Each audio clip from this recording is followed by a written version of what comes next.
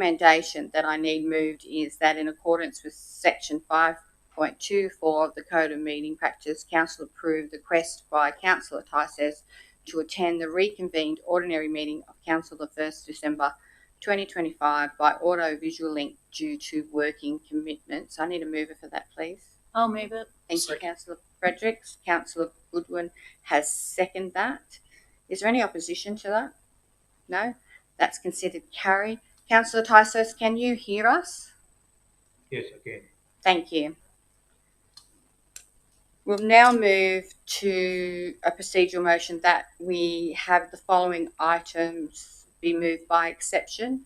I have on my list 3.2, 3.6 and 4.1.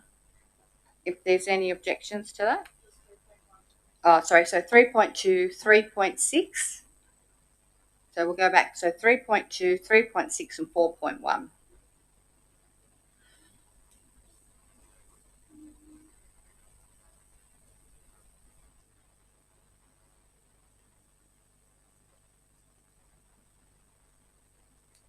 Good. I need someone to move those. So 3.2, 3.6, 4.1. Councillor Goodwin's moving that.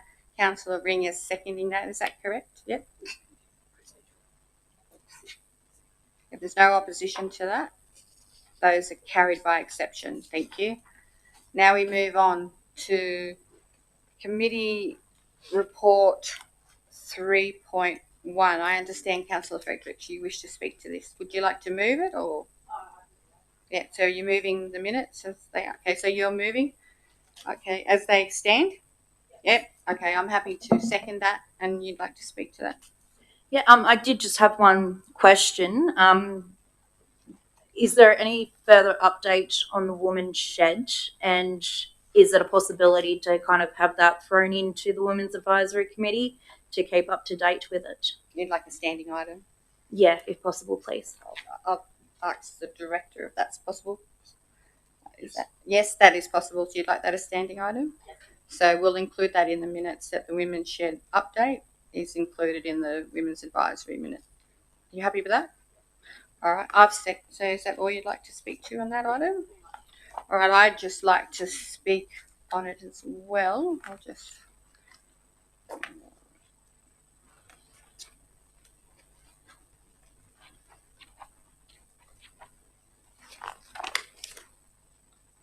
I'd just like to congratulate Ali Fitzgerald, who was successful at the Young Women of the Year competition, which the Lithgow Show Society hosted.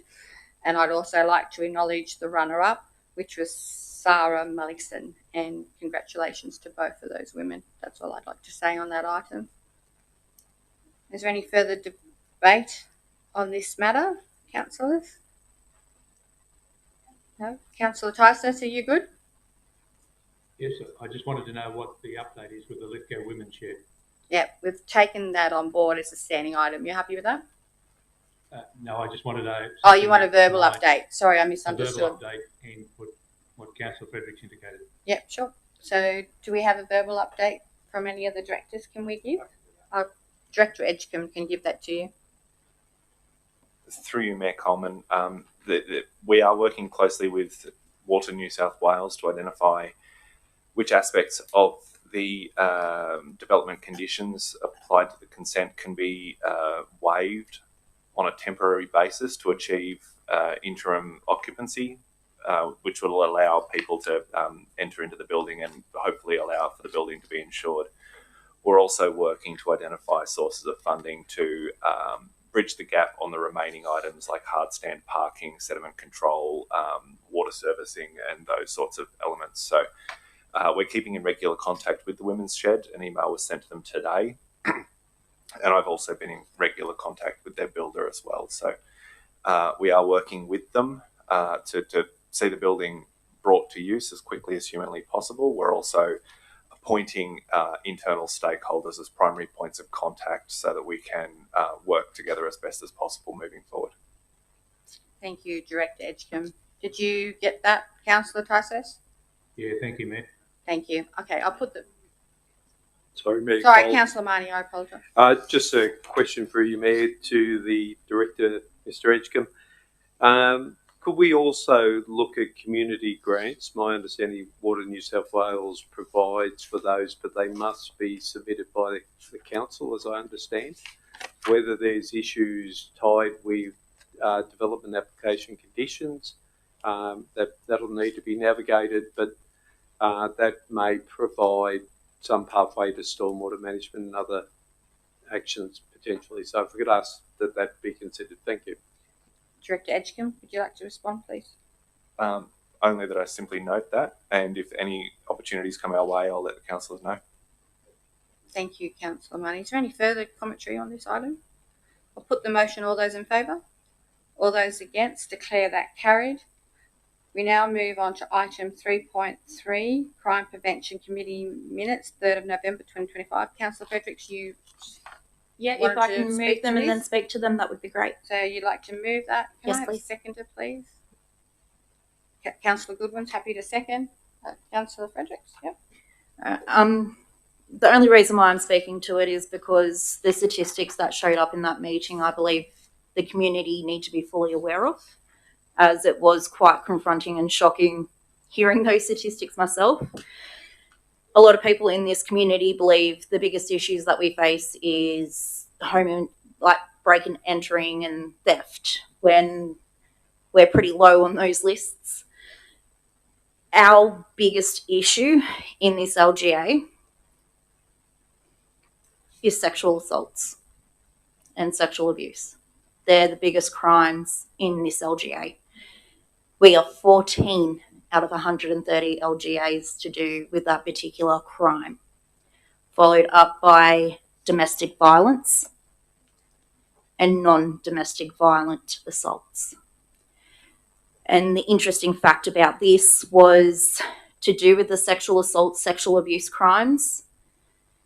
Females of all ages and boys under 17 are higher at risk of experiencing such crimes in our LGA, which is very disappointing, but it's also an eye-opener, which it also opens an avenue for us to advocate for more services to do with those kind of traumas to be implemented into our electorate, so that way we can start trying to help a situation that has already happened while we scramble around to try and find preventative measures. Another thing that did come up in this meeting was the risk that is associated with working camps, and by the looks of it, we'll have one or two in our LGA within the near future. With working camps, sexual assaults increase.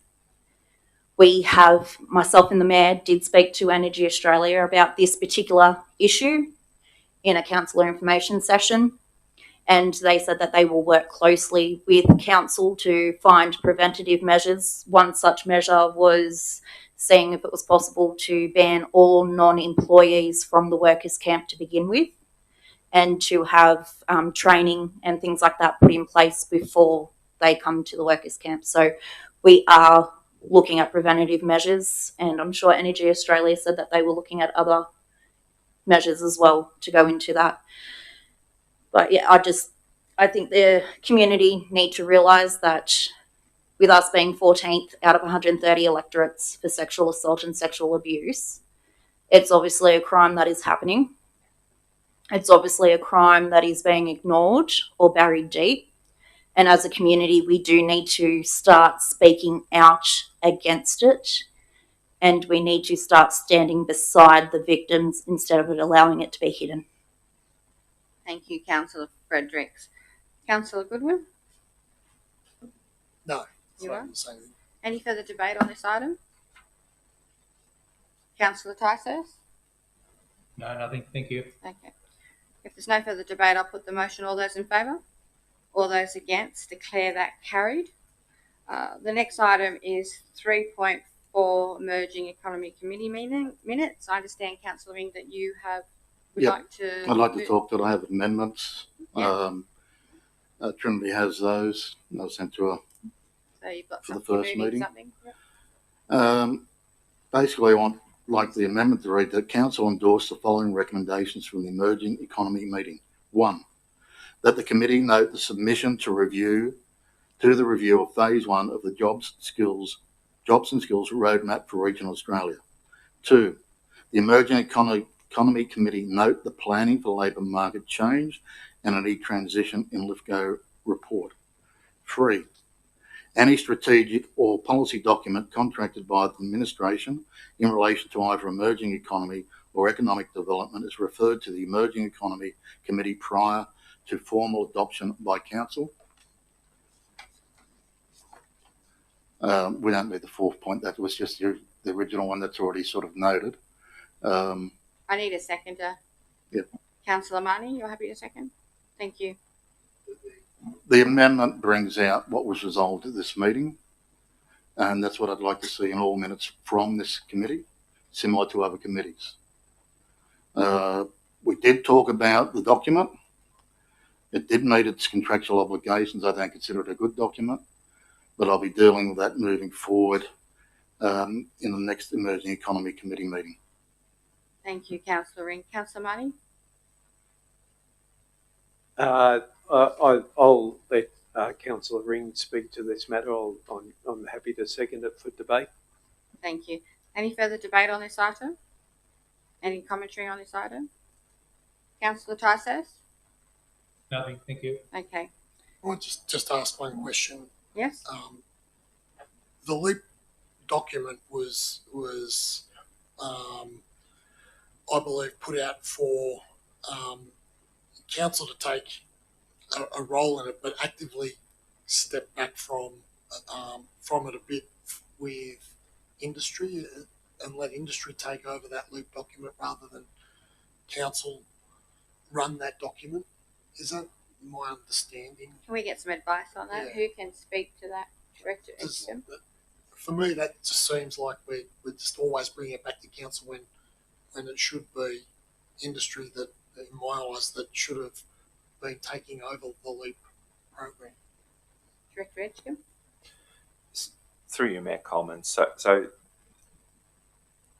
the intent behind the LEAP document in terms of governance arrangements was to implement a multi-stakeholder model which would see all three levels of government, private industry in the form of EA and Centennial, and the knowledge sector and relevant workforce unions participate equally as equal stakeholders to the implementation of the LEAP strategy.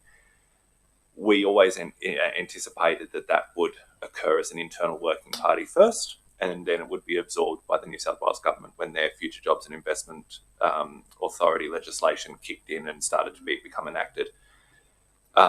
It's not quite occurred that way. The council has embraced the LEAP more as its own document than anybody else. So at the moment, it is more of a council document than any others, but there are several actors required for the implementation of the strategy. So while it is a council document, we will need to work with our stakeholder organisations and those bodies I just mentioned to implement the strategy, yes. Are we looking at just keeping the document, or are we still looking at trying to bring industry in to take over that document? Ultimately, through you, Mayor Coleman,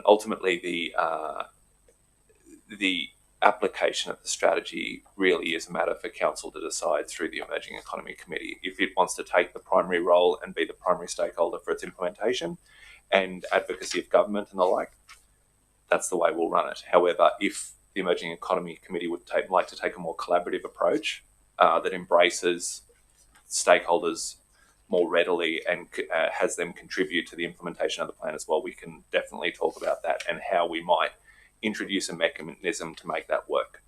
But at the moment, we're not really engaging with them. It's more of a council plan. That suffice, Councillor Goodwin. This amendment to the motion, or this new motion, does that go with that strategy that we're planning in relation to that? Will that affect any of the one? General Manager's going to answer. Through you, Mayor. Points 1 and 2 are about noting the submission and the planning for labour market change and energy transition report. So that's rather straightforward. The other part, that's at council's will. I'm sorry if I could interject for a moment. That final point was actually recorded in the reports and was discussed and moved at the emerging economy meeting. I've brought nothing new forward. I've only brought out what was recommended and moved at the meeting. That's it. Does that suffice, Councillor Goodwin? Okay. Any further debate? Sorry, Right, reply any if further there's no- debate on this matter? Councillor Marnie? Thank you, Mayor Coleman. I'll just make one comment on the LEAP document and its evolution as it's going along.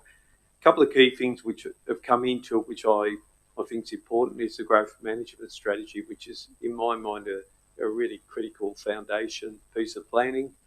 It's got our housing strategy embedded in it, employment lanes and other considerations, and also in a preparatory pathway for the local environment plan as far as where we're going as far as zoning into the future. It's also got the destination marketing plan, so I know it's only one segment of industry in the whole suite. So I think there's some important work being done within the LEAP document, which are central to us as how we go forward as a council.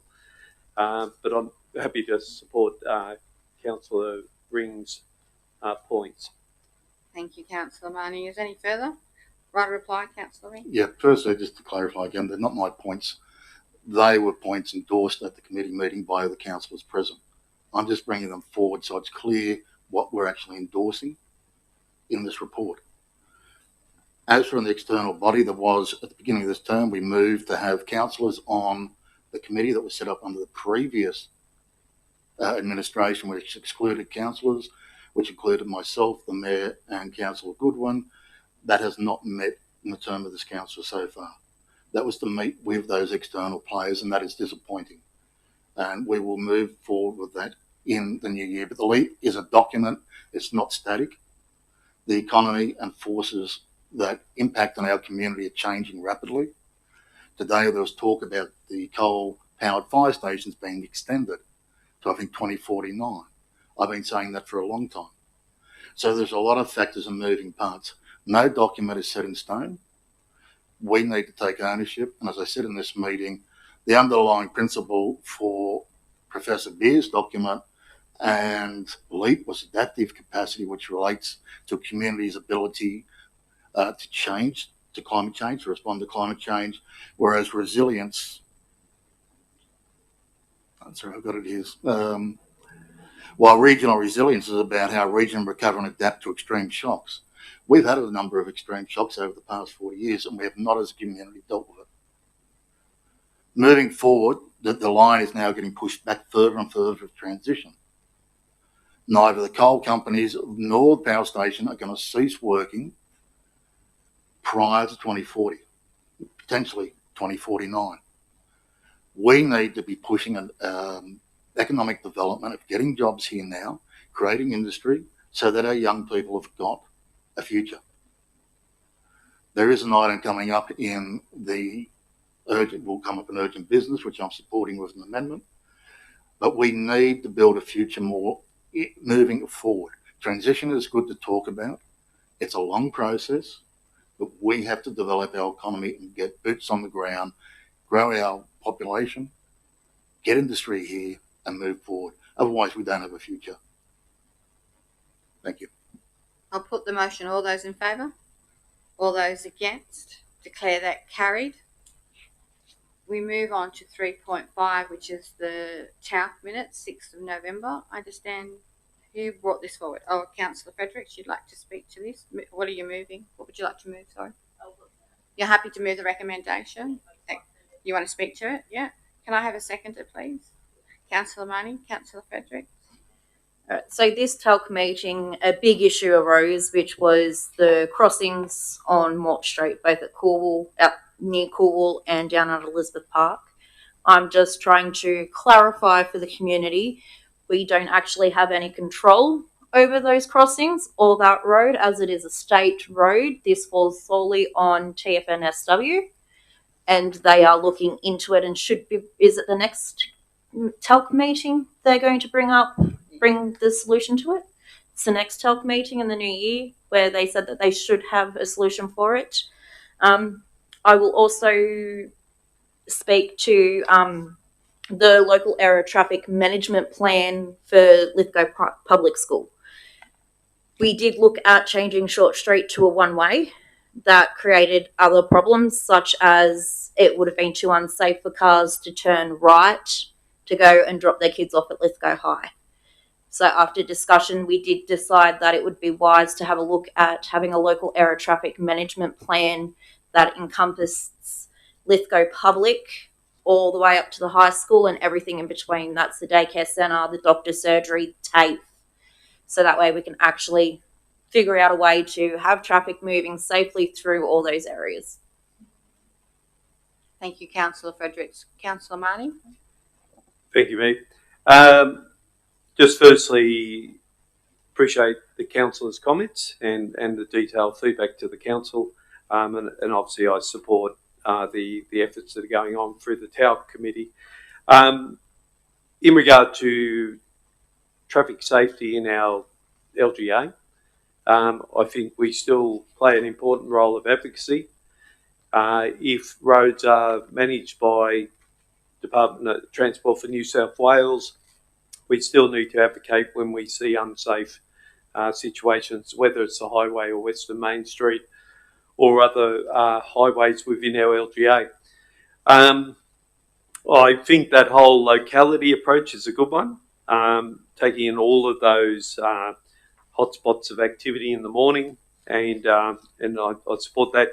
I just wanted to ask a question on point 4. Just in regard, my understanding may not be correct from my memory. We wanted to go down a pathway of reviewing what's going on, talking to the school and talking to the parents, and then subsequently then asking rangers and other enforcement options to then enter the space. I just want to be clear that those conversations have been had with the school community. Okay. Thank you. Through the Mayor, please. Yeah, I'd like some responses if that's possible, please, Director Edgecombe. Through you, Mayor Coleman. That's correct. Council's assets and asset planning engineer has been engaging with all of the local schools. She's had responses from a few of them, and we're working on some of those to implement some of those strategies. So we are that's an ongoing conversation, but it will continue. It's not yet finished. And as for the local area traffic management plans, we had suggested an array of those. We tried to include them in a recent grant application process, but they were unsuccessful. So we're noting that Lithgow is an old city and communities evolve. We do want to complete a wide array of those across the urban Lithgow area, but also bridge them out into Wallerawang and Portland as well in time. I think they're valuable pieces of work. But just on the crossings issue, Transport have agreed that they are on state roads and they fall outside of council's responsibility. Councillor Marnie is correct that the council has a very valuable advocacy role in terms of trying to influence changes to those crossings where required. I followed up just yesterday on where the process is up to, because Transport and council have come to an agreement that whilst there's been accidents at 2 crossings, we should be reviewing all of them on the Main Street, Mort Street State Road, and implementing consistent recommendations across the lot of them so that we don't see the same accidents occurring at certain intersections occurring at others as well. So we are working on those. They're working internally to provision budgets and get endorsement from their hierarchy, and they will reach back out to me as soon as they have those confirmations, and through me they will commit to work to the council. Okay, thank you for that answer. Yes, I'd just like to be certain that we are having the conversations into the school community. I don't think it's a great look to turn up and book. My view on compliance is voluntary compliance is gold. If they understand the risks and change behaviours, that's a bigger outcome than if they receive a fine and modify their behaviour for a short period because they haven't accepted that that is got an inherent and catastrophic risk attached to it. So I'm hoping this doesn't happen before the end of the school year as far as this compliance stuff, unless we've had that conversation with the school community. Thank you, Councillor Marnie. Is there any further debate on this item? Okay, I'll put that to you. All those in favour? Sorry, yes? Oh, sorry, right of reply, Councillor Fredericks. Just to quickly answer to number 4, the request for rangers and law enforcement to carry out a blitz. Unfortunately, that needs to happen because Lithgow Primary, we've had cars blocking the footpath or turn, preventing children from being able to safely cross Short Street. And this is after numerous parents have actually approached and said, you can't park in the non-stopping zone. And they pretty much got the whole blah, I can park here if I want. So unfortunately, the blitz is needed, and I have spoken to Director Elwood about that tonight, and it looks like it's going to have to be enforced sooner than we wanted to. Thank you, Councillor Fredericks. I'll take that as your right of reply. I'll put the motion. All those in favour? All those against? Declare that carried. The next item is question on notice from Councillor Fredericks, short-term rental accommodation. I note that it's been answered. Do you have any questions regarding your question on notice? I'm just checking with Executive Elwood. Didn't you say that you did have some further information when we had that discussion about them? Yes, that is correct. We have worked in and discussed with Department of Planning, and also looked at some of the registers that government holds.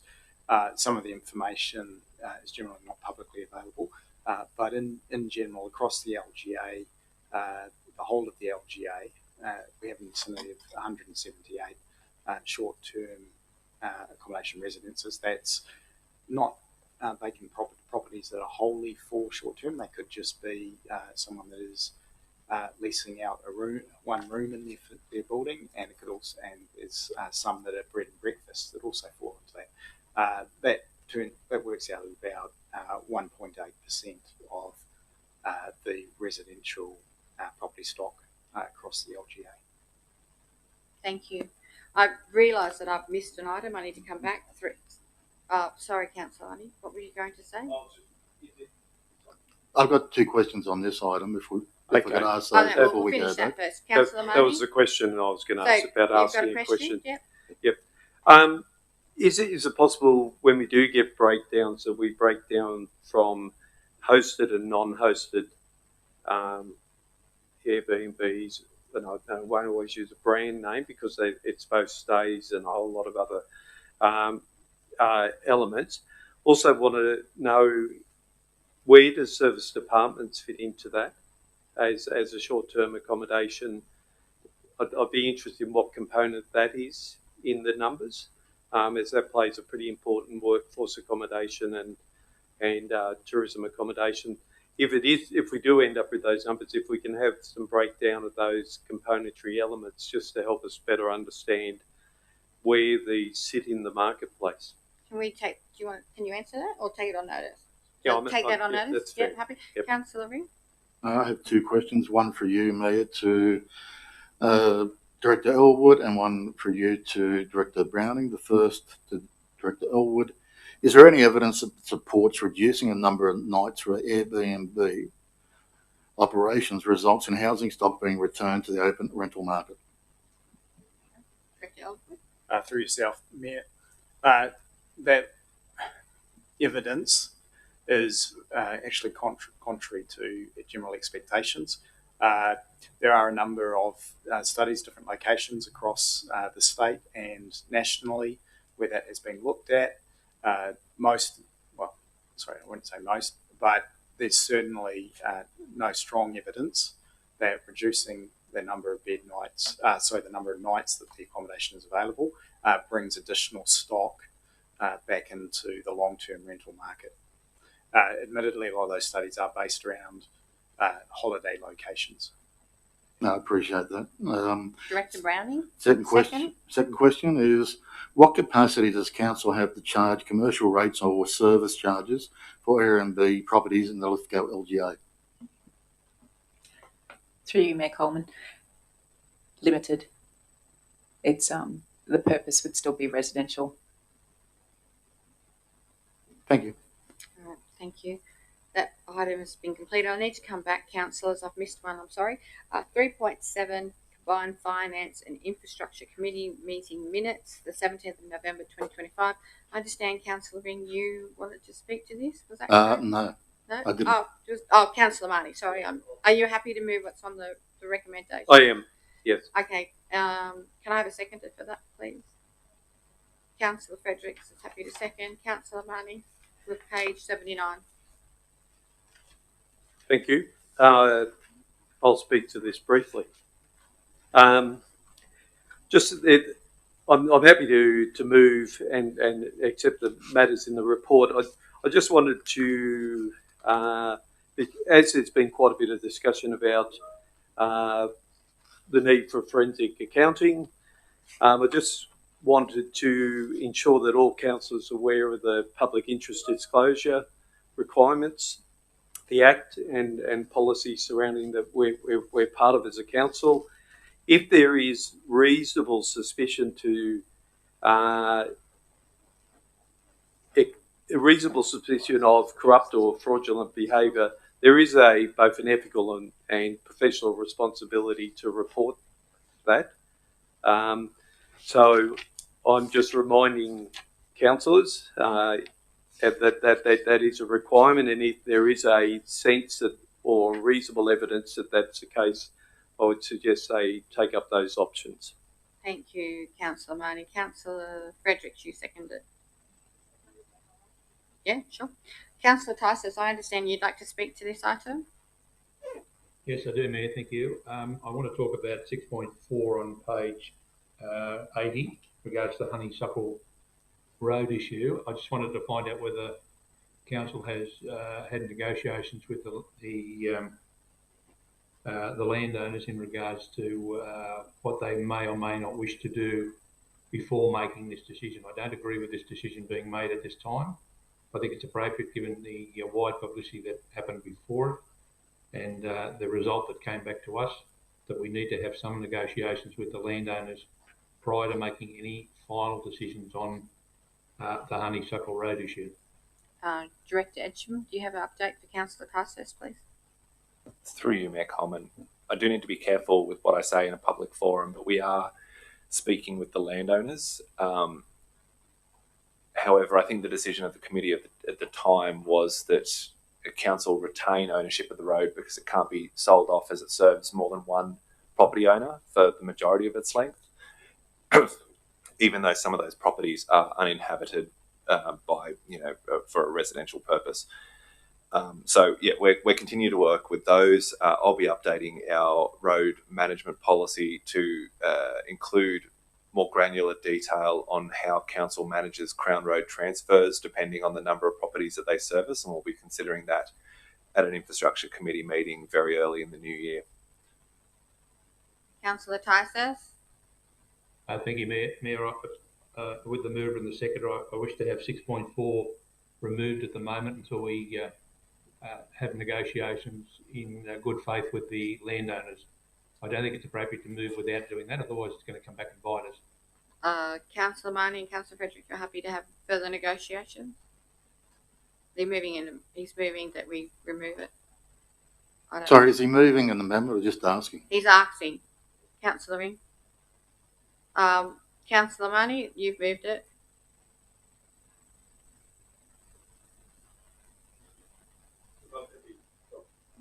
I'm happy for additional negotiation. I've just got to be clear that there is a pathway forward that hasn't already been explored.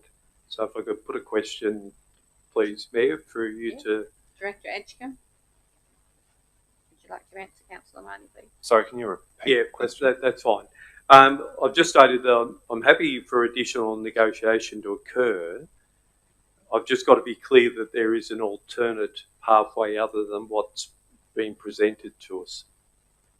And I'm sorry that's not on notice, but yeah. That's all right. The only we have sought legal advice, and the only pathway we're aware of that is that the road remains under the ownership and control of a public authority, whether it's Crown Lands or whether it's council. And since it's been transferred and gazetted, it is now council. So it's now up to council how they wish to treat that road. Any decision here made would form a precedent because there will be for future roads transferred to council, and those in rural areas vary wildly in terms of the number of properties that they service, which is why the decision of the committee was to draft a policy that deals with these transfers so that we can consider an adopted and more broad approach to how these will be handled moving forward.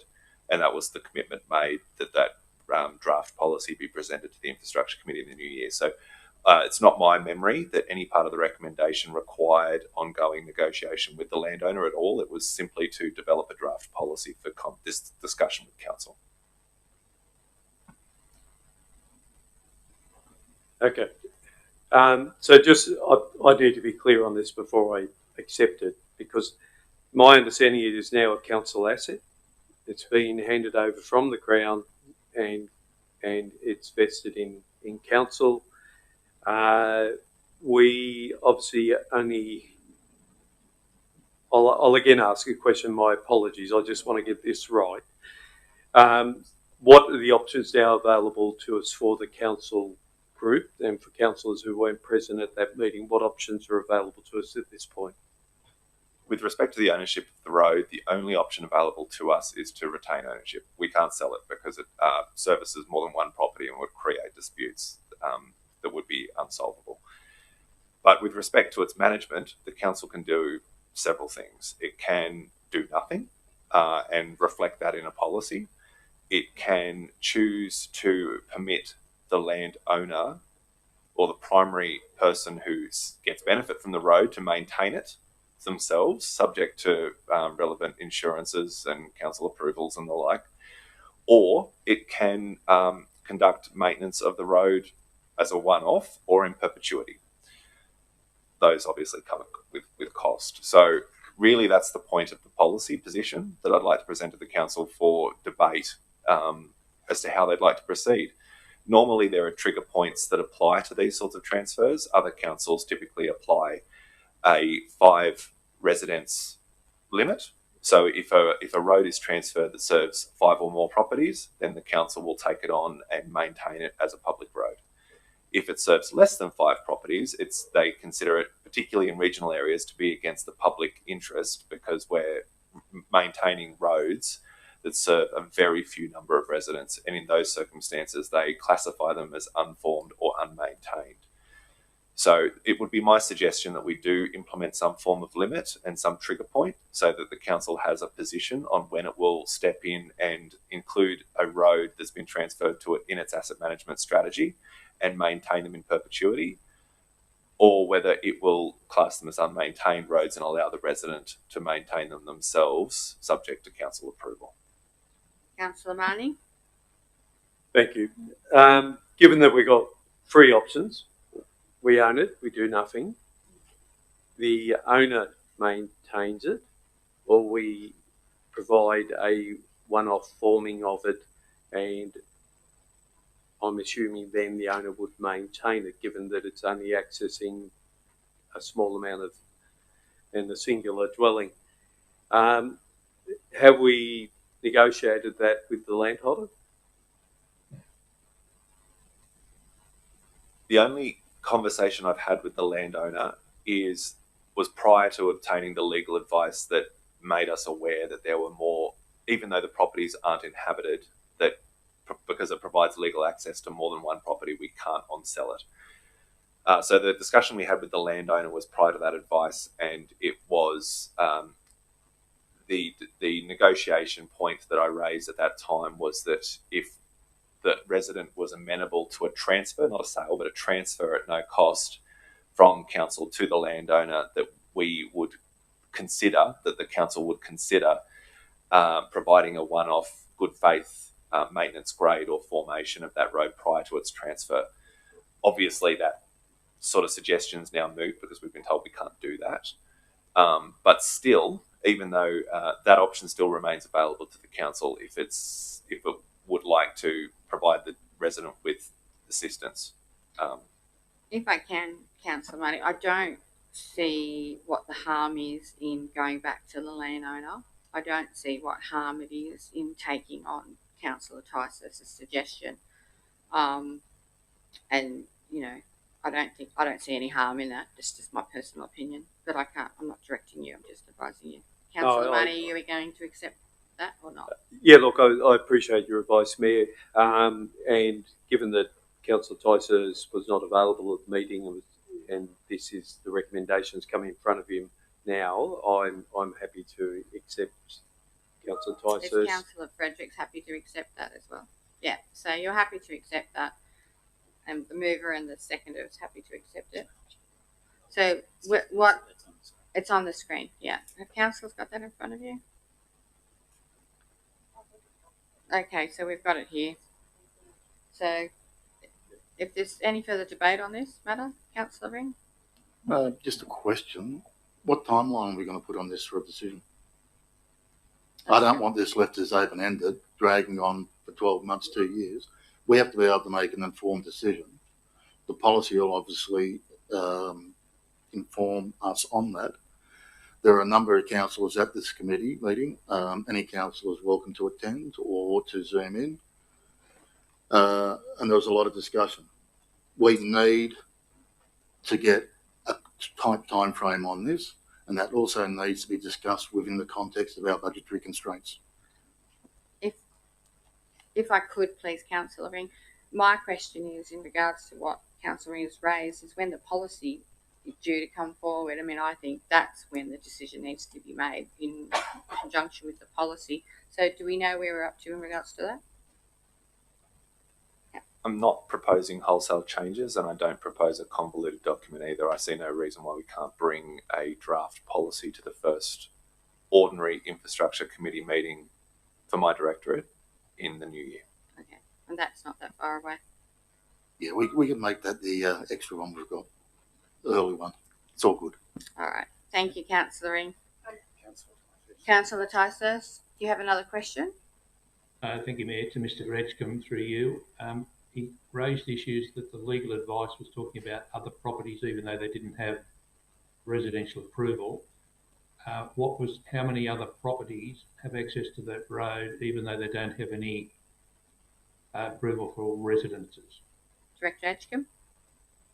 Two others, not including the property with a residence, so 3 total. Thank you. Is there any further debate on this matter? Right reply, Councillor Money. Thank you, Mayor. I think the reviewed policy will give guidance to the council. I appreciate Councillor Ring's comments that this isn't something that can be processed, it draws out over 2 years or 3 years. So my understanding and expectation will be the policy will guide us in our decision, and it would be anticipated that we'd be in some position to provide a resolution as a council in the back end of this financial year, so the first half of the calendar year, I'd anticipate, if not earlier. Okay. Thank you, Councillor Money. Okay, thank you. Sorry. I'll put the motion. All those in favour? All those against? Declare that carried. We're now up to item 6.1, which is 4.1 was moved by exception. Sorry, Councillor Tice's motion. Councillor Tice, are you there? Have you got a seconder? And would you like to move and have it? Do you have a seconder? Yeah, I'll move. I'll move the recommendation. Councillor Fredericks is seconding that. Would you like to speak to it? No, I'll leave it as it is. Thank you. You're going to leave it as it is. Okay, Councillor Fredericks, are you speaking to it? You're going to leave it as it is? I'd like to move an amendment. Your amendment, Councillor Ring? Look, I'm happy that Councillor Tice has brought this, but I concur with the management comment. I don't think it goes far enough. the amendment is that the administration through the Events Working Party engage with adjoining councils and the New South Wales Government to identify specific historical events or milestones which may be relevant for celebratory recognition, including the bicentenary of the Victoria Pass and Mitchell's Bridge. If we're going to do it, let's do it properly, include everything up to the next 10 years. Thank you. Do I have a seconder for that? Councillor Goodwin, thank I'll you. second that. Councillor Ring, would you like to speak to that? Like I said, I'm happy the Councillor Ticehurst bought it, but I think we just need to expand it, because if we are going to plan things moving forward, having knowledge of what's coming up, we can make informed decisions rather than waiting to the last minute. I think it's relevant to expand it out. Thank you, Councillor Ring. Councillor Goodwin? Yeah, nothing from me. Thank you. Any further debate on the amendment? I just asked what the amendment is again, thanks. Yeah, can we have that? Have you got it there, Councillor Ticehurst? No, I don't. I think it needs to be read out to me. Okay. It's on the screen, Councillor Ticehurst, or would you like it read? Like it read, thanks. I haven't got a screen for it. All right. Do you want me to read it? Sure.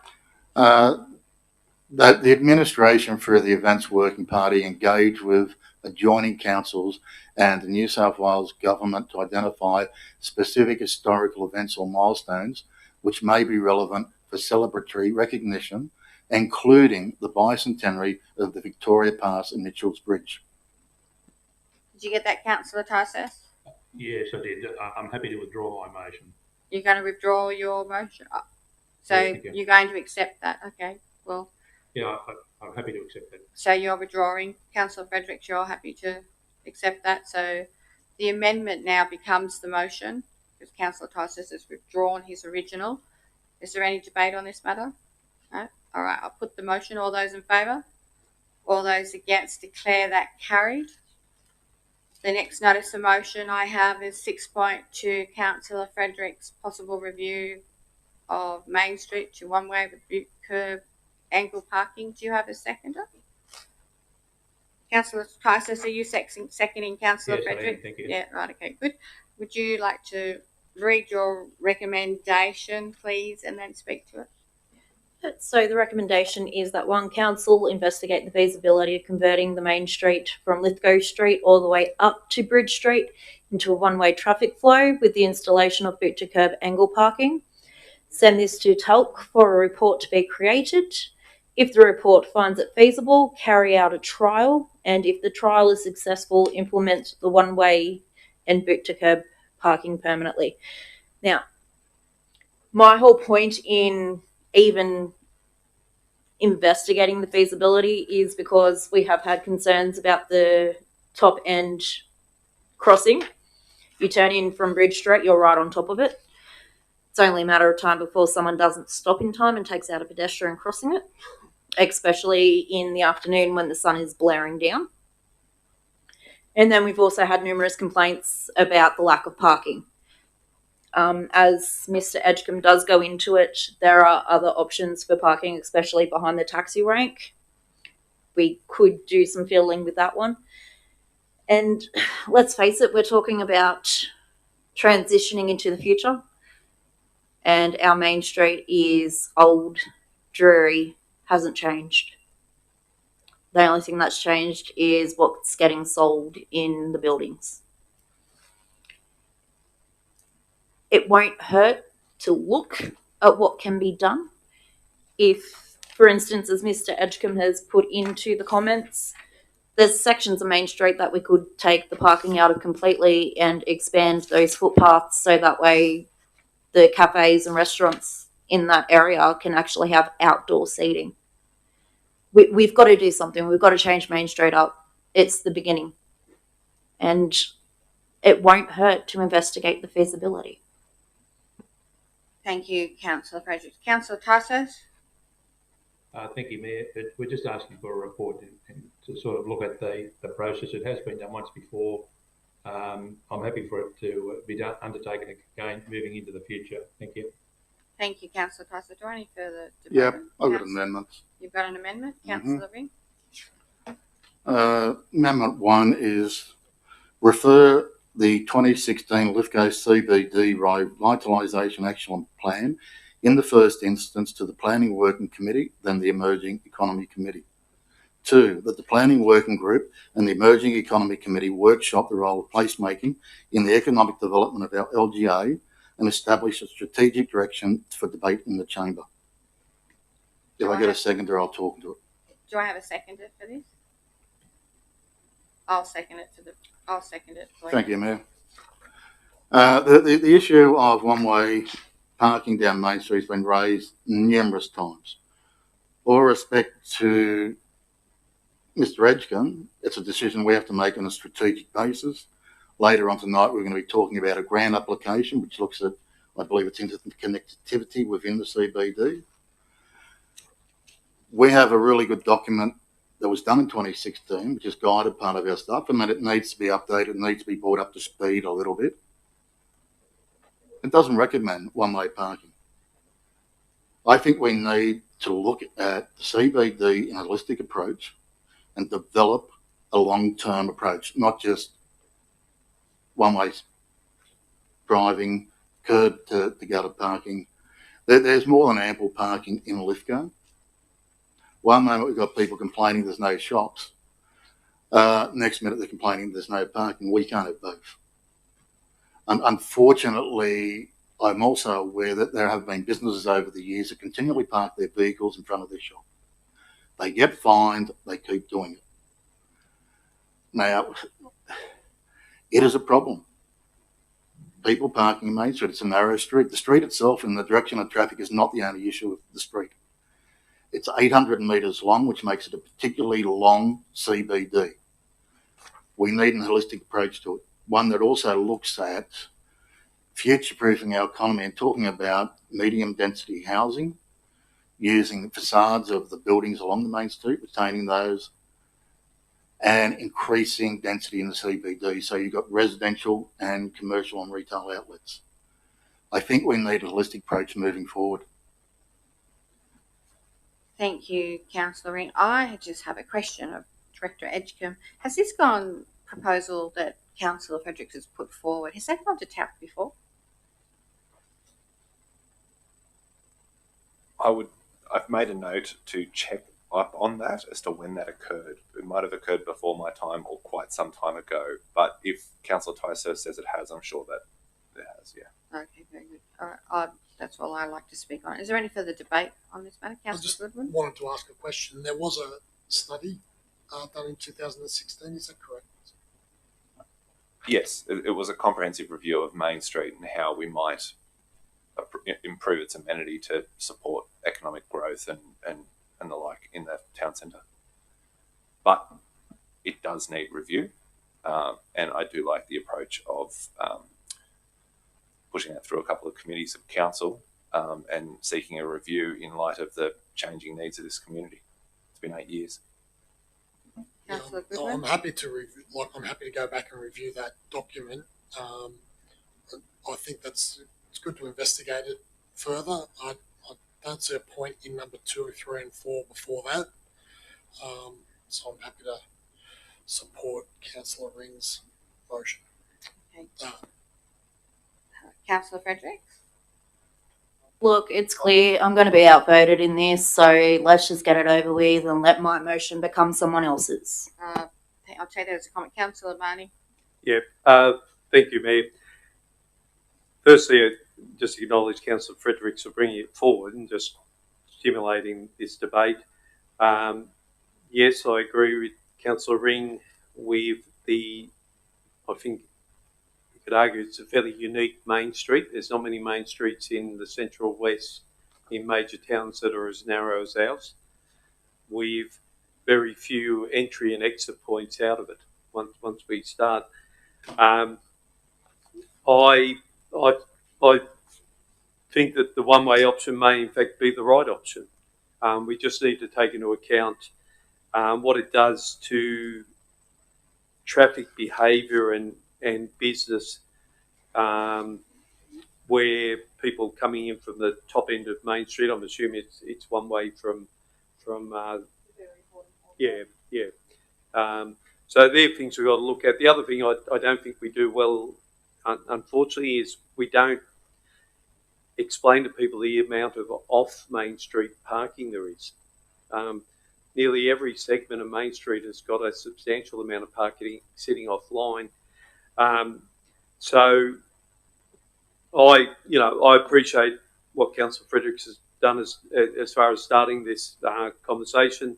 I do agree we need to go back and look at existing planning, and also what do we do with off Main Street parking, and what do we do with exit points.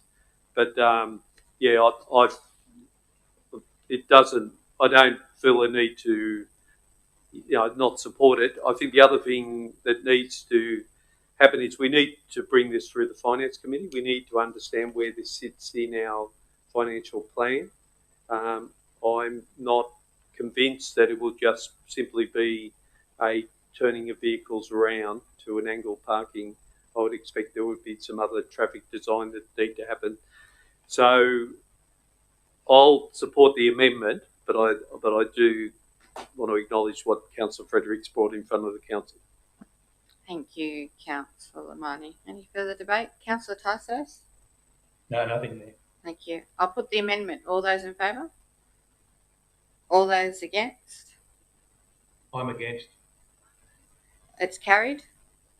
The amendment now becomes the motion. All those in favour? All those against?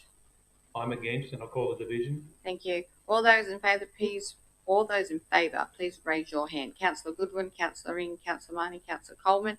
All those against? Councillor Smith. I'm against. Councillor Fredericks and Councillor Tysos. The matter's been carried. We move on. Thank you. Motion 6.3. Councillor Tysos proposed reduction in rural fire and rescue New South Wales staffing levels. Councillor Tysos, would you like to move your recommendation? And is there a seconder? Councillor Fredericks is seconding it. Could you speak to it, please? Yes, I'll move the recommendation and I will speak to it. Thank you. Thank you. Can you speak to it now if you like? Thank you. I'll move the recommendation that 3 points are set out. Mayor, I just want to bring this to the council's attention because it is a public safety issue.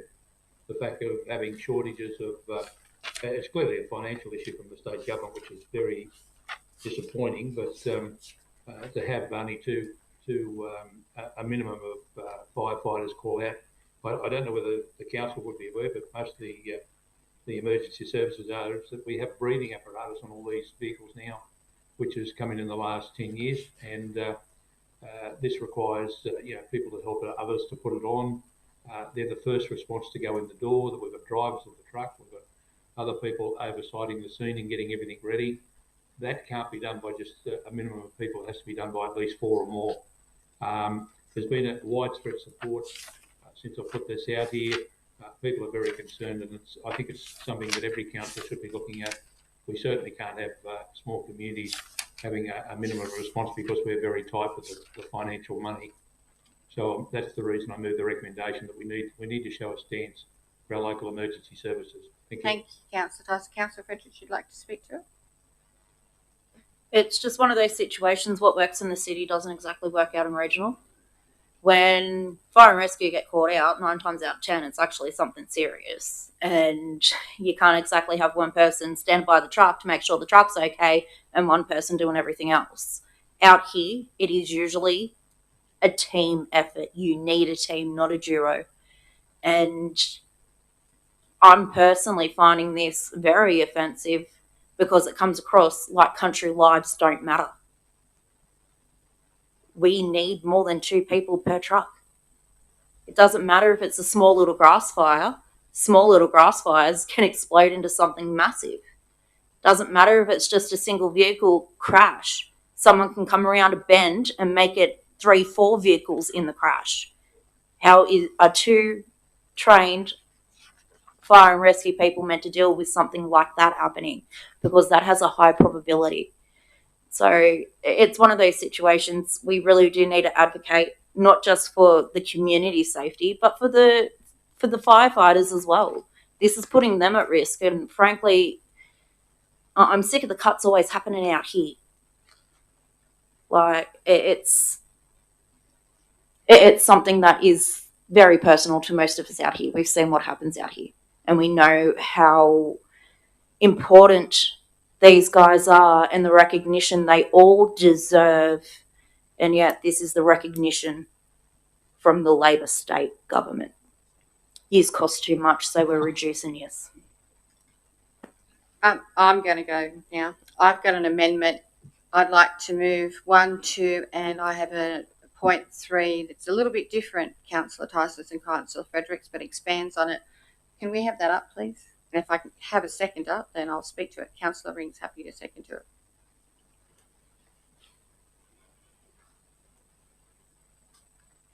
Or maybe you'll accept it. I don't know, but we'll put it up. If you read it out there, I may accept it. Yep, I'm just trying to get it up. So So number 3 is a little bit different to yourself, Councillor Fredericks and Councillor Tyson. That the Mayor, Councillor Cassandra Coleman, send correspondence and a copy of the motion to the following advocacy strongly against any reduction in fire and rescue staffing levels across New South Wales.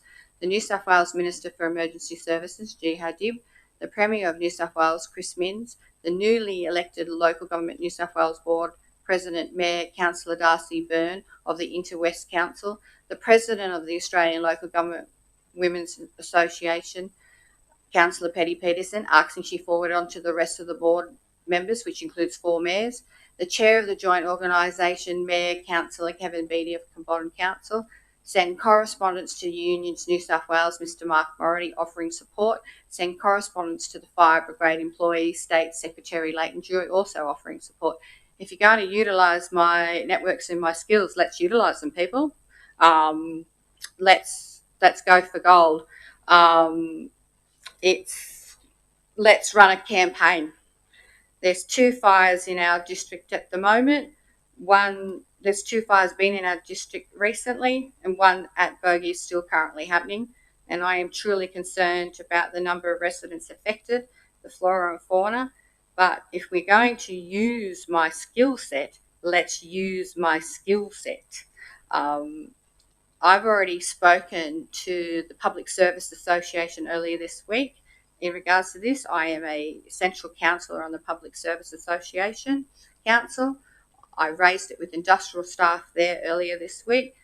The State Secretary of the Fire Brigade Employee Union has already brought it to the General Secretary's attention, the Public Service Association, and it is a concern because the Public Service Association also represent members in the RFS.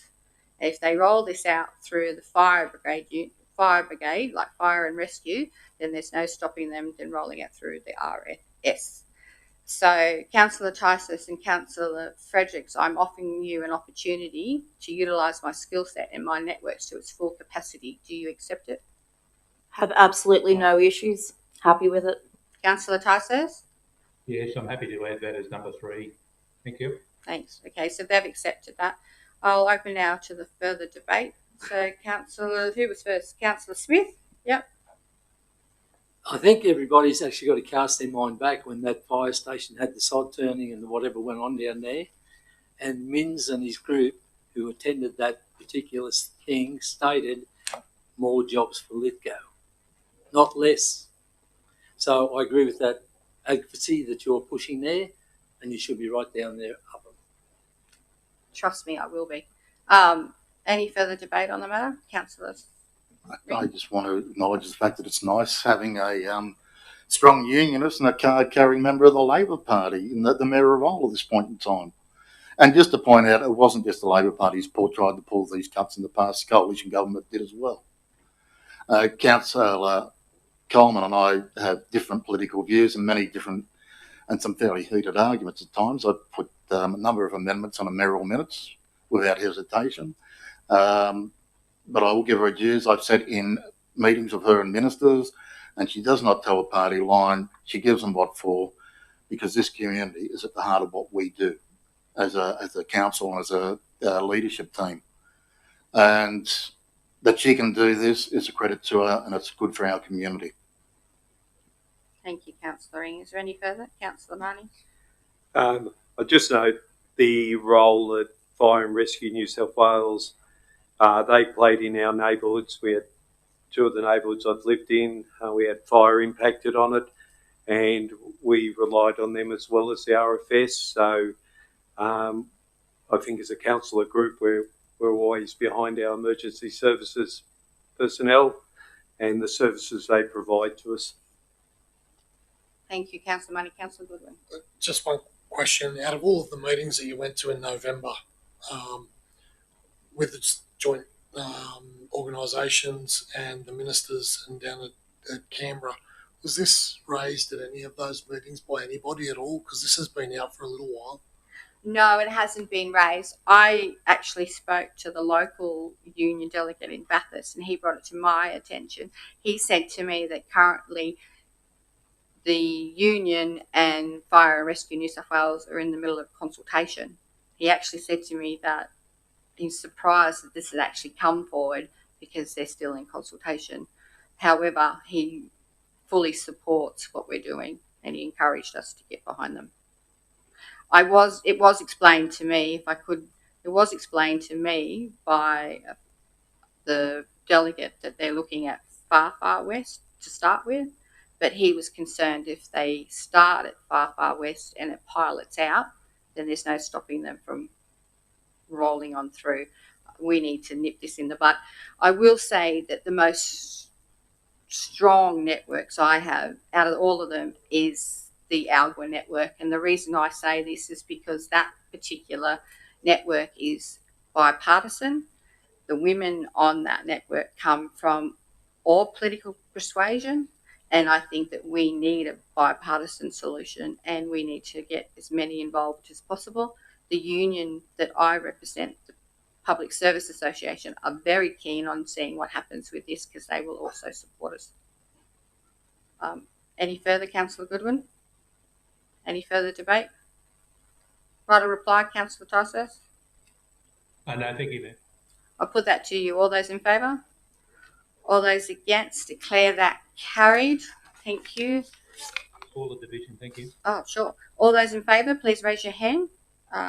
Councillor Goodwin's in favour, Councillor Ring's in favour, Councillor Smith's in favour, Councillor Marnie's in favour, Councillor Tysos is in favour, and Councillor Coleman's in favour. The matter was carried. And Councillor Fredericks, of course. Everybody's in favour. Everybody raise your hand. We all did. It's carried. All right. So the next item is 6.5. I need to leave the chamber. The Deputy Mayor will need to come forward.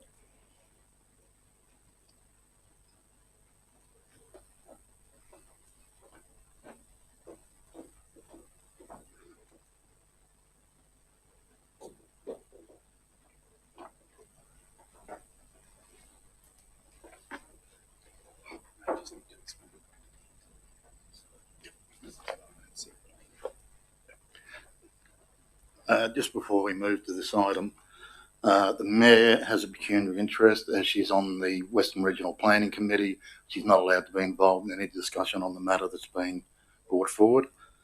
We're now at item 6.5, request for council opposition and legal review backgrounds. Councillor Fredericks, it's your motion, you're moving. Do we have a seconder? Councillor Smith seconds. Councillor Fredericks, the floor is yours.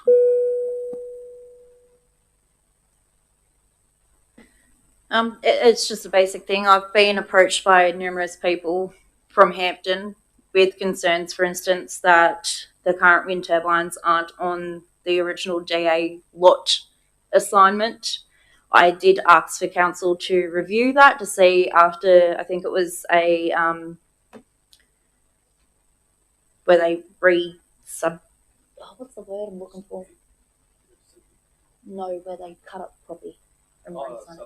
Yeah, when they did the re-subdivision, whether or not it was on the original allotted but under the new subdivision, which allegedly is the correct outlook of that, if that's what I was reading properly.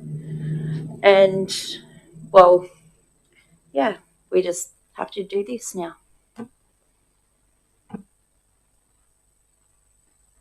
Councillor Smith. No, I support Liz totally on this because I had the same people out there coming to me with the same reasons and believing it's not tied up with the original, it should be redone, you name it, and they weren't happy with the whole thing, so I'm happy to leave it at that. Any other speakers? I'd just like to get some clarification from the administration, if I could, on this. The staff will be putting forward an assessment of the development application to the Regional Planning Committee. Anything that the councillors decide on has to be, my understanding, our words. Staff can't be directed to write contrary to their professional opinion. If we could just get clarification on that, Mr. Gurney.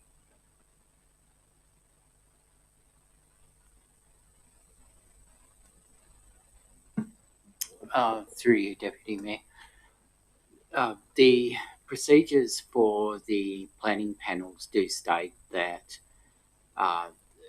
in section 10.1, the role of councillors and council staff, that staff members are not subject to direction by the council or a councillor as to the content of any advice or recommendation made in an assessment. And also in 10.2, it confirms the council staff undertake the assessment of a DA, which goes to the planning panel. So for that reason, the current recommendation is lawful. Thank you for that. I just wanted clarification on that. Just moving forward, I do support the recommendation. If there's no further discussion, put the item. All those in favour? There's no opposition. And then last question. Decision for that or not?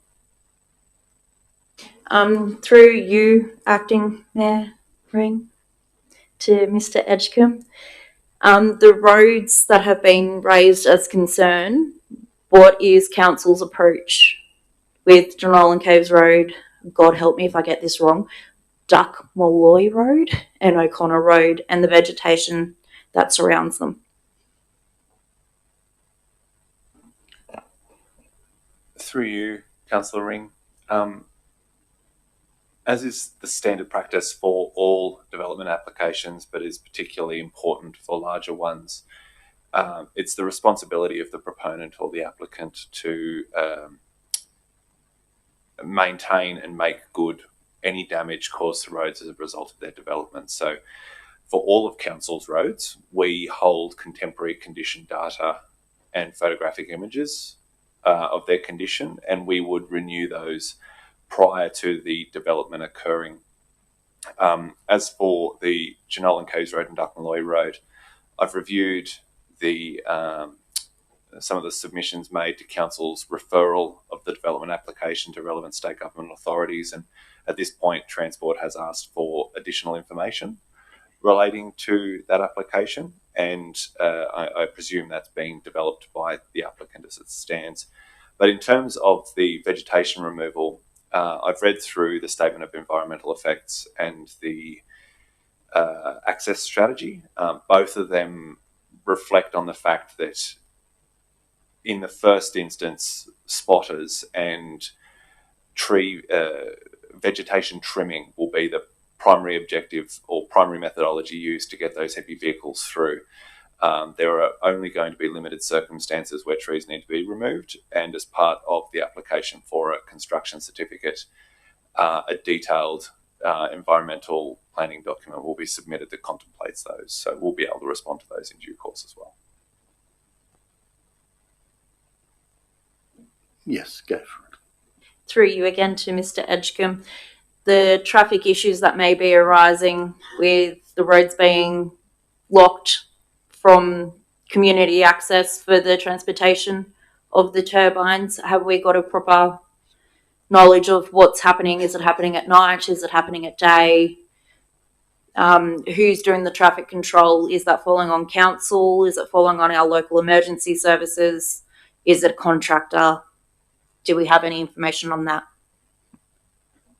In large, through you, Councillor Ring, in large part, the transport will be undertaken through the, in its entirety, transport will occur during the day.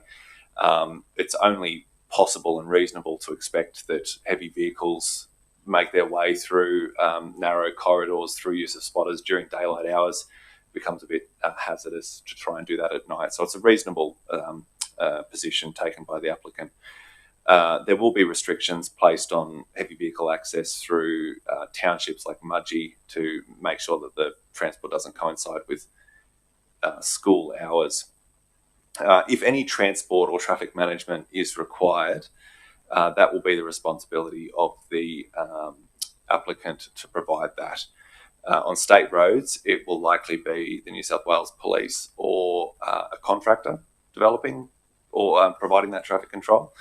As for any traffic control required on council roads, we would absolutely be requiring that it be provided by a contractor, and those traffic management plans or traffic guidance schemes would need to be approved by the council prior to the access taking place. Thank you. In reference to a question that Councillor Ticehurst asked earlier, this is not a formal planning process, but given the nature of notice of motion and the content, I believe that we call a division similar to it being a formal DR process, and we'll do that in one go, and we'll call the division and the vote at the same time. So if I could have a show of hands for all those in favour of the recommendation.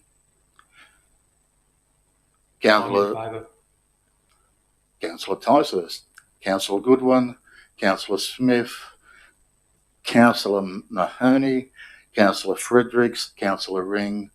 I declare the motion carried. No opposition.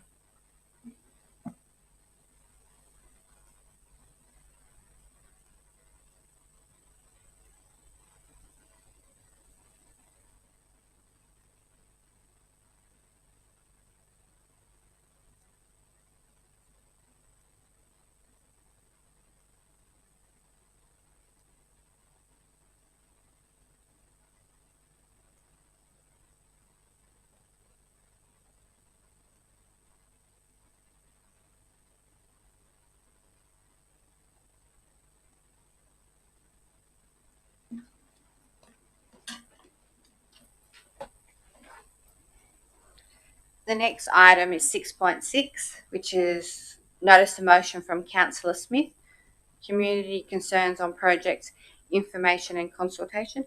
Councillor Smith, what are you moving? Do you have a seconder, and would you like to speak to it? Councillor Marty seconding it. Councillor Smith, over to you. Recommendation. Can you put that up? Trinity, have you got that? Can I ask a question before I start? In the management comments, there's a reference being made about commercial in confidence information. I come from Director Elwood. Can I have a explanation of that? Sure. Through yourself, Mayor. Yes, the reference to commercial in confidence information is a general term, and it's applied across all information that council holds or may be in receipt of. The relevant acts that inform how council manages the release of information does make reference and allowance for information that may be deemed commercial in confidence, that it meets specific criteria, and if the information is deemed such, council may make a decision to withhold or redact certain information. Right, now if that information was received through a consultative committee outside of council, would that still hold? Through yourself, Mayor. If the information is generally available in the public arena, then that is one of the considerations that is taken into account as to whether it really is commercial in confidence, if it's widely available or has been made available in the public arena.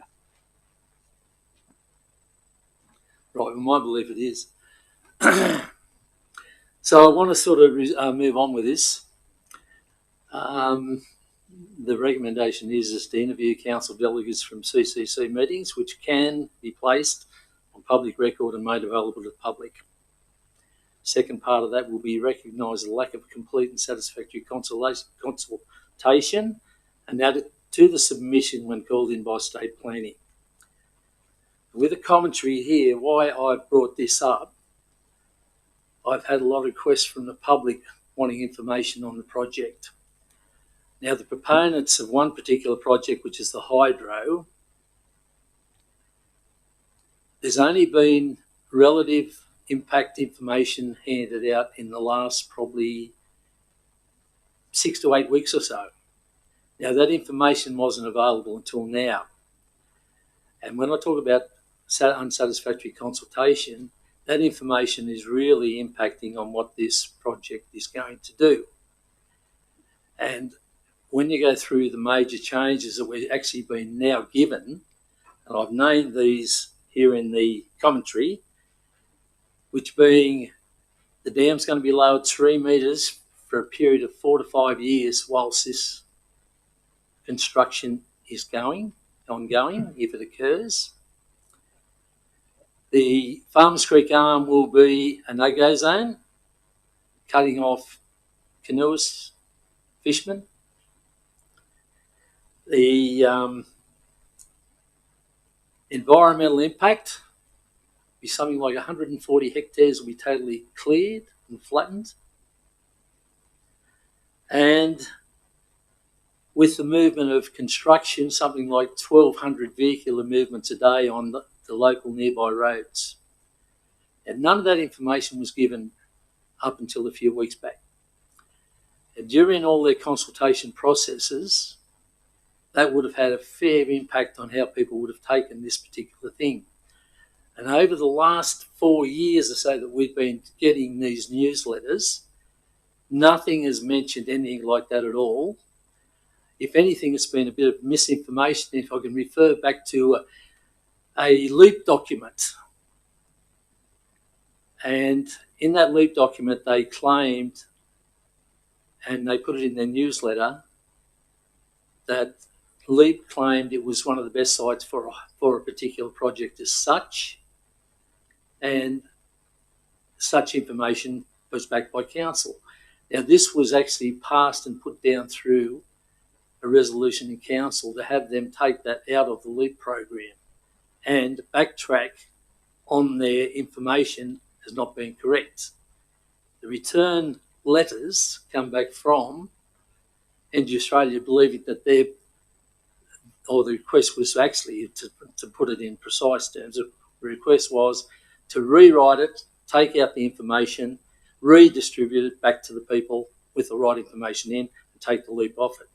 They refused to do everything they were asked to do as a request by council.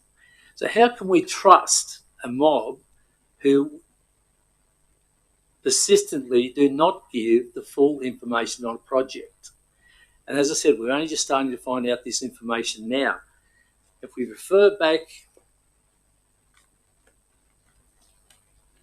also, we're seeing a similar problem occur with the wind turbines. These people are being forced into situations that they don't really want to be forced into. They're not given enough time to even make firm decisions. Contracts that were going to be signed within a matter of days. Luckily enough, we got that extended out to February to give people more time to really understand what they're really up for. Now, we're having a situation here again now where this is with the hydros and impending environmental impact assessment going in. The information we wanted years and years ago is only starting to come about now. If we go back through time with a time frame,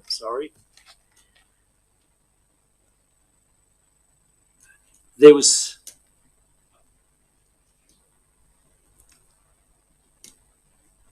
we had to delete, yeah. Right. We've had information now from them that's saying that there's an EIS preview that's actually being done, was done in the last couple of months, October, November. And this was and that's already finished, that's gone. And this was a pre-submission consultation that they would be sharing not all the reports. So they weren't going to give the full information, even what they did get. How does that make the people who are going to accept these projects to be on side if they're not going to share that information with them. Now, recently they just held 8, well, it's 10 they claimed, but it was really only 8 pop-up stands. Now, you heard Mr. DeVink come in the other day and in forum and speak. Now, out of those 8 pop-up areas, the amount of people that actually... If I can get you to wind up, Councillor Smith, you've just run out of time, so if we can get you to wind up, please. Right. There was a glaring omission that wasn't actually in there, and it was Lake Lyell itself. They were held from Portland everywhere. So I do believe that this was not held in a fair, say, consensus way, and it was a biased way of doing an assessment on what the approval was going to be. And they come out with a rating, which has been announced on the radio and in the last few days, of a 65% rating for a yes. That was judged on 112 yellow dot boards, 112 dots, 65%. So that information is distorted and biased. If they're going to be fair income about it, give us the correct information and we'll make the correct assessment. Councillor Marnie? Could I reserve my right to speak at this point? Yep. Any further debate on this matter?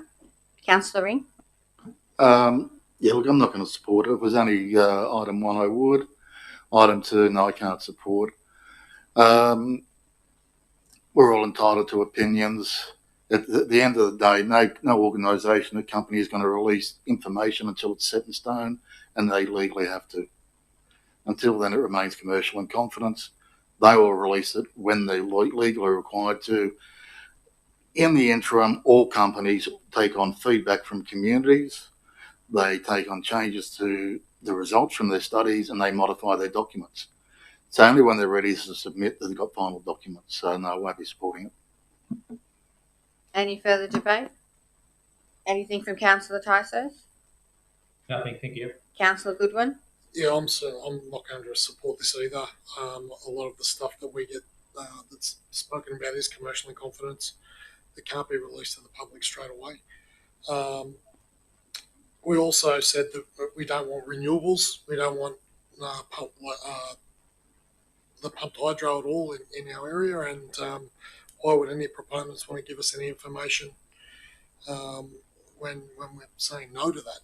So I know they're not going to be open and give us that information straight up, and they wouldn't want that out anyway. Thank you, Councillor Goodwin. Any further debate? Councillor Marnie? Just want to comment on a point that Councillor Smith has made.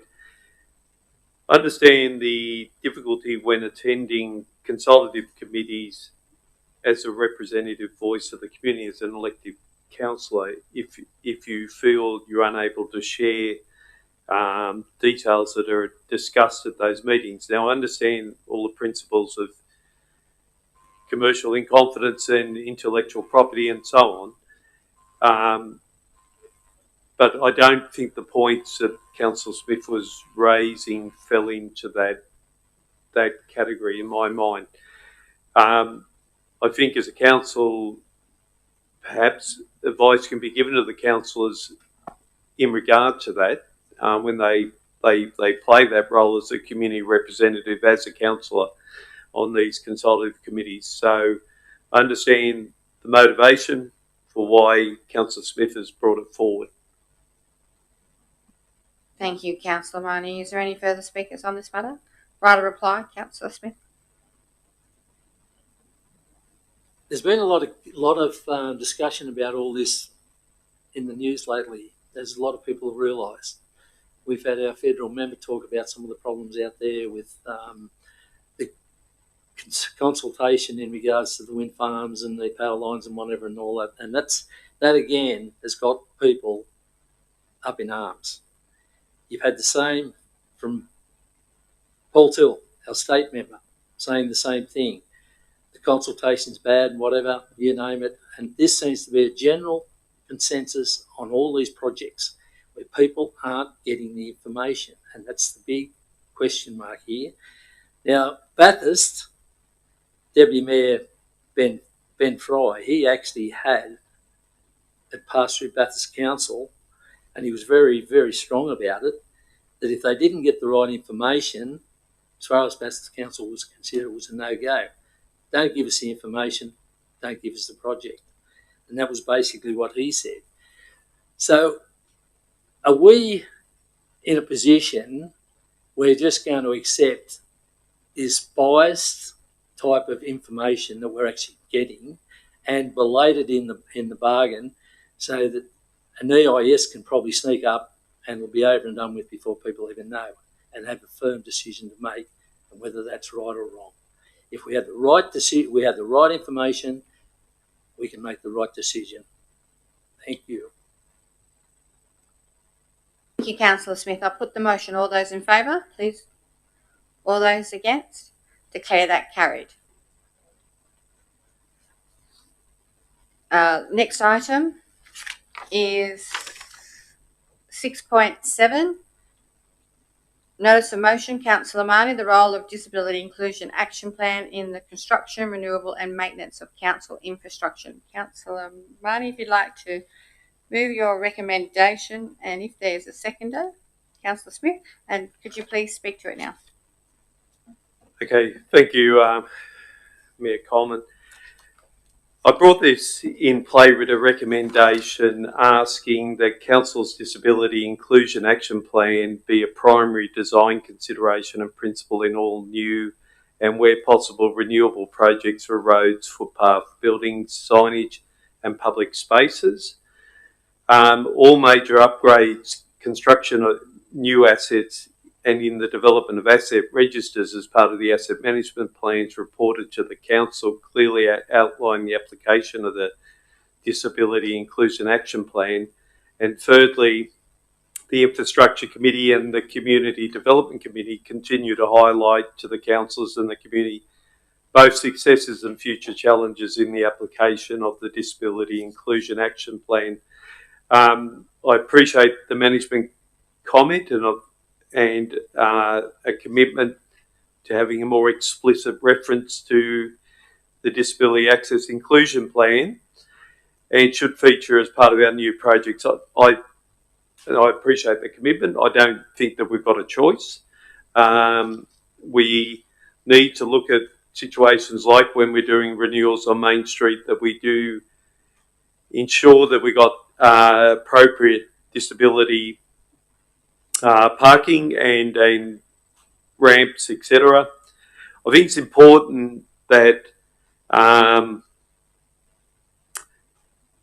just want to get this statement right. My apologies. I just think it's important that we don't meet metrics, that because in these sort of situations we can actually fail in technically pass the metrics and the standards, but fail in practice.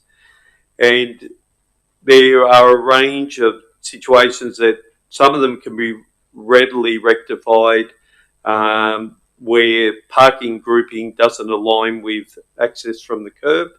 I've talked previously about outside Oka Medical, where we've got the 1 hour parking with the access ramp, and we've got the disability with a standard curb. So some of those things can be addressed reasonably easily, or we have situations where we invest a significant amount of money, say at Lake Pillins, delivering on a very good disability access in the footpaths, but we've got extended periods of damage to the disability parking space. So the enabling bit of infrastructure for use of that isn't there. So I would like to see that we have a greater emphasis both in our maintenance and our construction and design.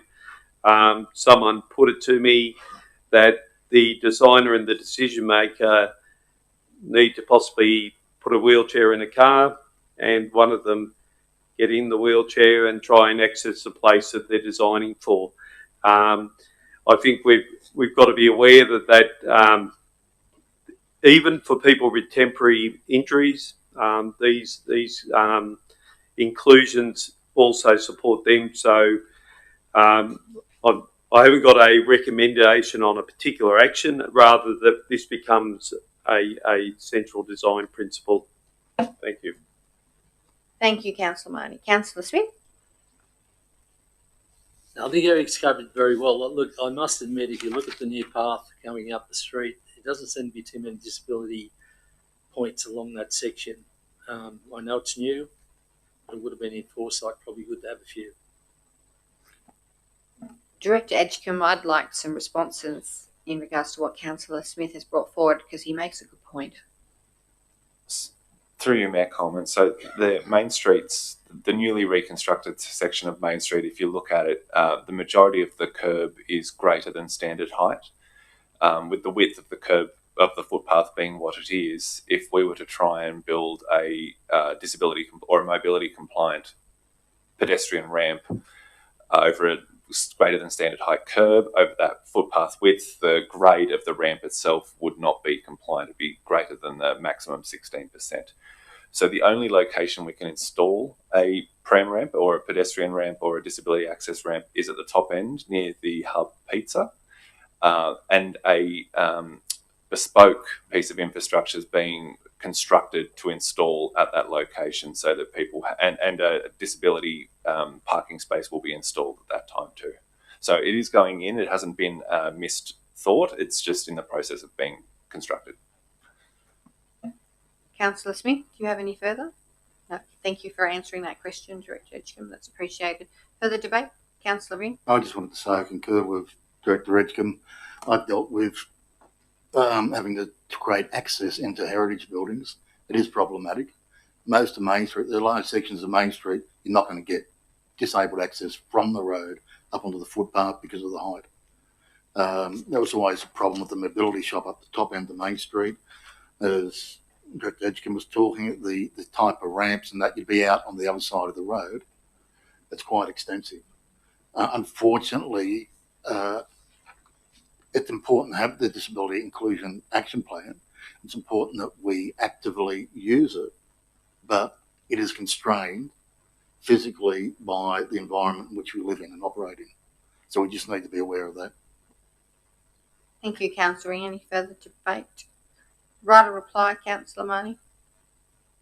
Thank you, Mayor. Thank you, Councillor Ring, who makes an important point there. Where we do have these settings, and I'm not trying to drill into a very specific issue here, but whether the side roads which might provide the curb height, some of the limitations that Councillor Ring's spoken to, such as across from the old taxi rank at a diagonal outside the old Grand Central, there may be opportunities to provide for that. But I'll leave it at that. Thank you, Mayor. Thank you, Councillor Marnie. I'll put the motion. All those in favour? All those against? Declare that carried. Thank you. We now are in urgent business, but there's two staff reports that have come forward.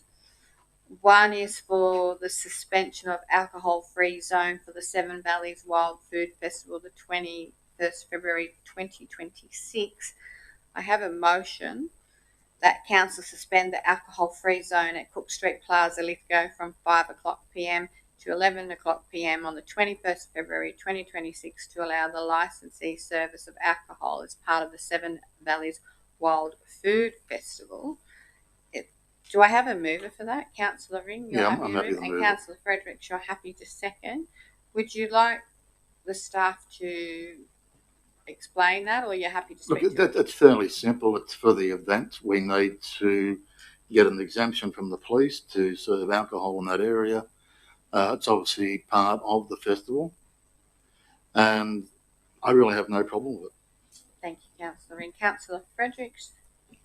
As Councillor Ring said, it's just common sense for us to do that. It's very basic. The wording isn't complicated. It states that it's only during a certain time, and then the alcohol-free zone will be reinstated. So let's just do it. Thanks, Councillor Frederick. Do I have any further debate on this matter? No? You happy for me to put it? I'll put that to you. All those in favour? All those against? Declare that carried. The next staff report that's come forward is Get New South Wales Active Grant application.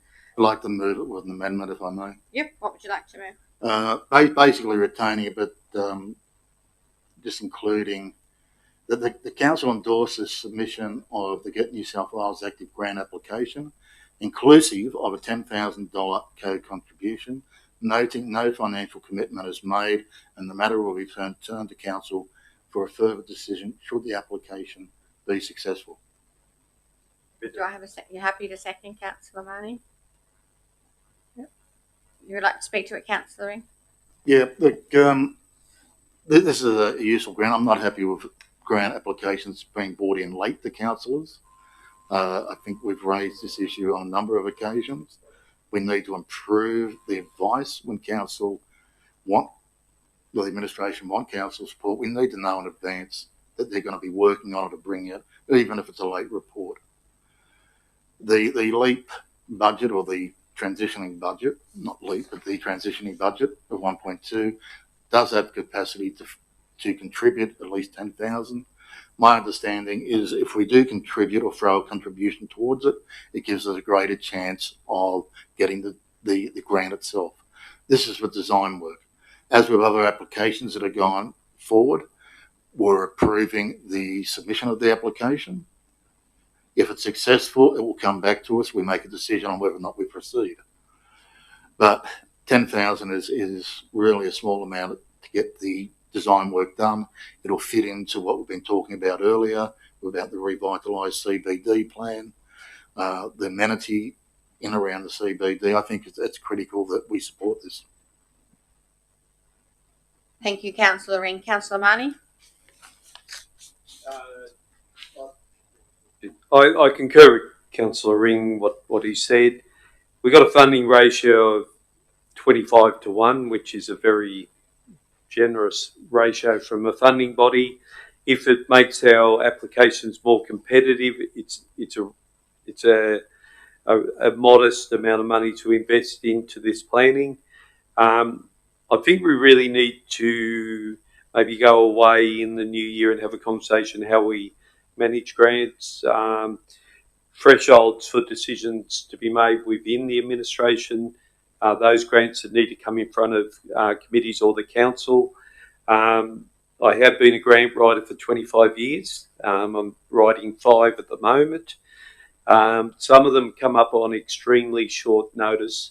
However, we need to have a calendar and map out these events so where the council does want to have greater oversight of the funds that are being applied for, that time frame's provided for the council. But I think we need to look at grants at all scales.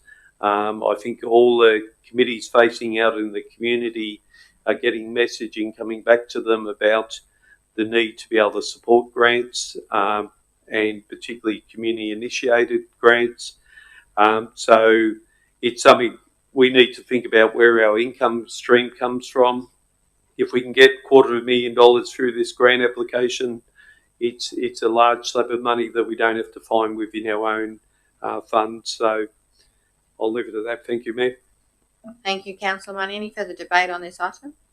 Councillor Ring, you happy to put it? Yep. All right. I'll put that to you. All those in favour? All those against? Declare that carried. Is there any other urgent business? Just wanted to bring up one thing, Mayor. The Christmas decorations in Main Street, and I was going to bring this up last meeting, but I think now the horses bolted, and we're basically only 2 weeks away from Christmas. This is something that comes up every year, that we need to get more involved with the Christmas spirit, and it's something that just doesn't sneak up on us. We know about it, and we've brought it up year after year after year. I know things happen, and we may not have funds to go overboard, but some Christmas decorations in Main Street in the Christmas tree, I think should be, and I may bring a notice of motion at the next meeting. But I think maybe the horses bolted this year. Thank you, Councillor Goodwin. I've actually got an update on that for you, if you like. Director Elwood, would you like to respond, please? Through yourself, Mayor. Yes, the application and putting up of Christmas decorations has been late. Let's be clear about that. There are decorations going up on Christmas trees and lighting in Cook Street Plaza. There's some other trees going up. I understand a tree going up in Pioneer Park. The Christmas banners were scheduled to go up, and the contractor is putting those up this week. So I'm advised they'll be up by the end of this week. And there's other decorations that have been planned for as well. So that's this year. The obvious issue that we need to deal with is with 11 months of notice and a date that doesn't change every year, ensuring that the issue is resolved next year. And we've been having internal discussions on that, including how we can address that through budgets. Yeah, thank you very much for answering that. Thank you, Councillor Goodwin. Councillor Marnie? I've had something brought to my attention in regard to Cool Road, and I understand it's on the program, but the concerns that have been raised with me is the increasing exposure level of critical infrastructure, such as water and gas lines. Can I ask that get some additional attention? I understand correspondence has gone out to residents, but I would like to be assured that we don't have any significant problems there with that infrastructure. Director Edgecombe, could you respond? Do we know where we're up to with Cornwall Road, or would you like to take it on notice? I'm happy for the. I'm happy to take that on notice, Yeah, but I am that's aware okay. that the pavement is currently it's been tested and it's currently being designed. As the councillors would know, we have a new process to our road rehabilitation where we don't just choose one methodology and apply it everywhere. We're developing bespoke solutions to the problems at hand, and Cool Road's a challenging one because the area that's failing is subject to frequent inundation. So we're looking at what drainage improvements can be made to reduce the effects of inundation, but we're also considering pavement designs which are resilient in the face of likely inundation regardless of what we do. So as soon as that is, we're aiming to have a whole bunch of these projects out to tender by the end of the year. I'll provide councillors with a more detailed response once I get an updated timeline. Thank you, Councillor Marnie. Is there any further urgent business? No? I've got two things I'd like to just advise councillors on. This is the last meeting that we will be doing the Model Code of Meeting Practice of 2022. When we come back in January next year, the model code will be 2025. It's slightly different, so please read up on it because there will be changes coming into the next meeting. And the second thing I'd like to say is Merry Christmas, Happy New Year, and I hope that you have a lovely break. Please come back to us safely. Thank you. Meeting closed.